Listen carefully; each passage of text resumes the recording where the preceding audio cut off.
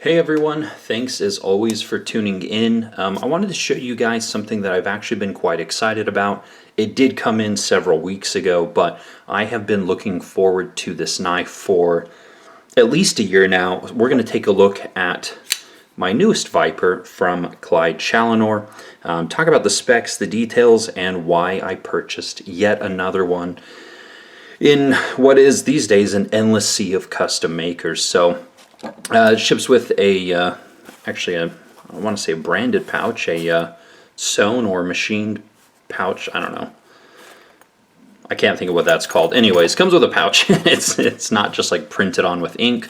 Here's the certificate of authenticity. This one was finished in March of this year, and then a sticker, of course. But here's the knife in question. The model is the Viper, and a little bit of background before we jump too far into it. But again, some of you guys know Clyde Challenor has been a part-time custom knife maker for, I think he's coming up on 10 years pretty soon here. And I have been collecting his knives for about 8 years. I've owned at least, I want to say this might be the 8th one that I purchased from him. And stupidly, I let 3 go over the years, namely in the pursuit of just creating more content. And I've slowed down on that so I don't end up selling pieces that, again, I would rather regret. There was an MK4 that I owned years ago. That was an auction piece. Gorgeous, gorgeous knife. If any of you guys know what happened to that one, please let me know. But as I mentioned, this is actually yet another Viper. So the first one I purchased at Blade Show 2019, where he debuted the model, and he had a couple done in different inlays, different hardware. Love his old hardware. And this one runs on washers, has a really, really strong lock bar. A gorgeous piece. There was only maybe 5 or 6 done in this fashion that were debuted at that show. And then he debuted the version on bearings, oh gosh, I don't know, maybe a year and a half ago. Obviously, the global pandemic, definitely caused some delays. There was political turmoil, upheaval in South Africa that certainly affected him. There was flooding. I mean, there were all these things that happened kind of around the same time. So, that definitely slowed down the build process. But in terms of good news, Clyde will actually be at Blade Show this year for the first time in several years. And he will be opening up his books for the Viper model kind of around the same time as Blade Show. One difference being that instead of doing, like a year's worth of orders all at once, he'll only be opening up the books for about 10 spots at a time. That way, if you guys order, you're not waiting an entire year to receive a knife. It would be a matter of, perhaps weeks or months at most, as opposed to an entire year. So, first model on washers. This is a plain Jane model here that runs on bearings. And then for my third one, and here we are in 2023, 4 years after the first one, I definitely spec'd this one up and requested a few things that broke Clyde's heart, namely the stonewashing the entire frame here. He didn't really love the idea, but he did do it, as opposed to, the bead blasting here on this one that keeps the lines nice and crispy and clean, and this one everything got a little bit muted, so he was a little sad about that. But again, he still did it, which I'm grateful for. Some of the other models, again, I've got the Talon here, and then the Raptor 2 RT, stands for Reverse Tonto. So these are the 5 that I currently own, and again, I let a few others go. But that's the range of what he has going on. He will be debuting a new model towards the end of this year, which will essentially be a smaller version of the Viper here. It'll be a little bit shorter and have a sheep's foot blade, I believe. So that'll be called the Warthog, but that's still months and months away. All right. So why would you buy 3 of the same model? And some of you guys might get it, when you find something you really like and it's really well done, and especially in custom knives, you have a really good relationship or you trust the maker explicitly, then you're fine putting down, buying multiple of the same knife. I think in the production knife world, we've seen this a lot with like Spyderco paramilitaries for a while, or the Para 2s for a while. People tried to collect every version possible. And then the versions became innumerable, and I think a lot of people kind of gave up on that pipe dream. But, you know, I almost have just about every version of the Viper here, and, you know, will I get a smaller version? Absolutely. I'll be one of the first ones on the order books. So in terms of specs, now that I've kind of yammered on for a bit here, blade length of about 3.5, handle length of about 4.5, and the blade stock is coming in at 0.15. Thickness behind the edge is 25 thousandths. So same thickness behind the edge as something like the Parrot 2, since we're talking about that one. Size-wise, here we go. Trusty old size comparison on the Parrot 2 here. And then, let's see here. I do have the dividend. Try not to knock the camera as I grab it. Alright, Kershaw dividend. There we go. So there's the size comparison.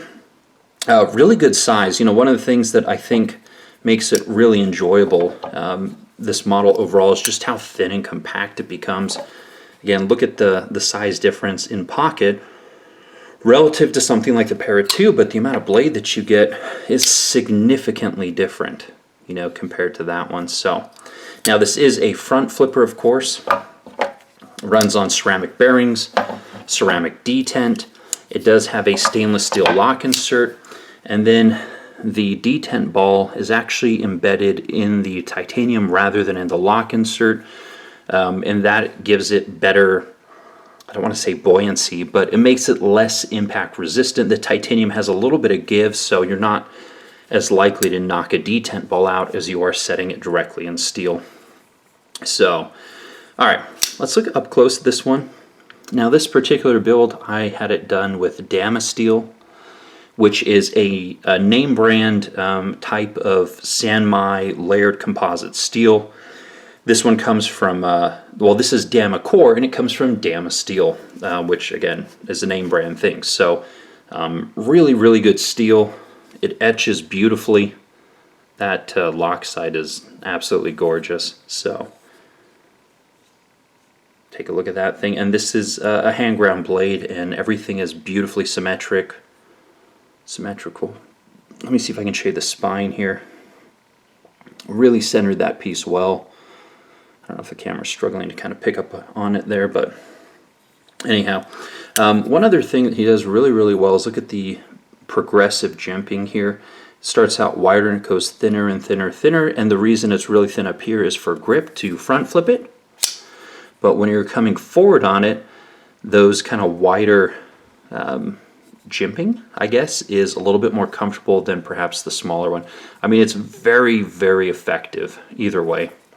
Action, let's take a look at that. Very smooth, easy to use. Definitely one of the, I mean, the best front flipper that I've ever owned. And both, you know, the ones on bearings, very smooth, very easy to use. The one on washers, and again, he doesn't make this one anymore, and this one does have the opening hole, which I kind of miss. I really like that. Also works, but obviously on washers it's just not the same as bearings, so that's why I have both. Happy to have both, I should say. Alright, so let's take a look. One of the nice things here is how beautifully the pivot here is embedded into the scale. It's just flawless. Titanium is contoured. There's the maker's mark, very tastefully done. And it is just so smooth, like you honestly can't feel it there.